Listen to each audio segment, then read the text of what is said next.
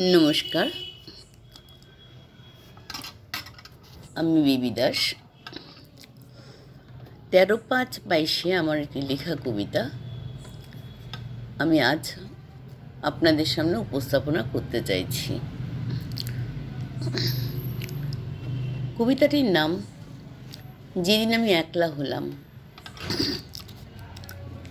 যেদিন আমি একলা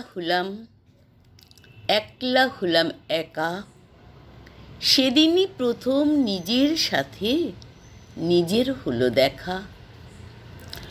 দর্পণেরই সম্মুখেতে দাঁড়িয়ে বলি জোরে, এতদিনে কোথায় ছিলিস ওরে? ও বলল, জন্ম থেকেই তোরই সাথে জড়িয়ে আছি আমি। তখন চারপাশে তোর অনেকজন, তুই তাদেরই অনুগামী। কেউ তোকে খাইয়ে দিত, কেউ বা বেঁধে দিত কেশ। সবার মাঝে তুই তখন ভালোই ছিলিস বেশ।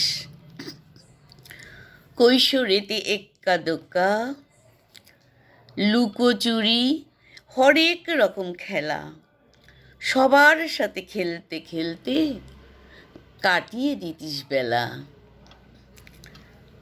কৈশোরী কাটিয়ে যেদিন এলো তোর যুবতী বেলা,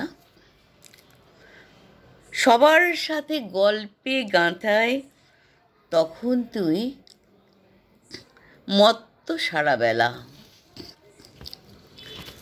6টি ফুলের স্তবক তুই 20র ভূমিকায়, তখনও তোর বোধ হয়নি ফুলেরা ঝরে যায়। হঠাৎ এলো কালবৈশাখী, পাল্টে গেল জীবন। সংসারের ওই জোয়ালটাকে কাঁধে তুললি তখন। দর্পণেতে মুখ দেখার তখন সময় কোথায়? ফুল পাশটা বাঁচিয়ে রাখার প্রবল প্রয়াস দেখা যায়। স্বপ্নগুলি দিলি জলাঞ্জলি, পাক ধরল কেশে।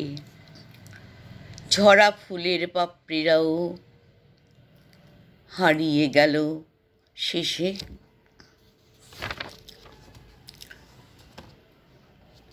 এখন যখন একলা হলি শূন্য চারিধার, তখন তোর ইচ্ছে হলো নিজেকে দেখবার। অমন করে বলিস নে অমন করে। স্বার্থপরের মতন আমি বাঁচতে চাই নিজে ওরে। সবাই ছেড়ে চলে যাবে, ভাবিনি হব একলা হলেম বলেই তো হলো নিজের সাথে দেখা। নমস্কার।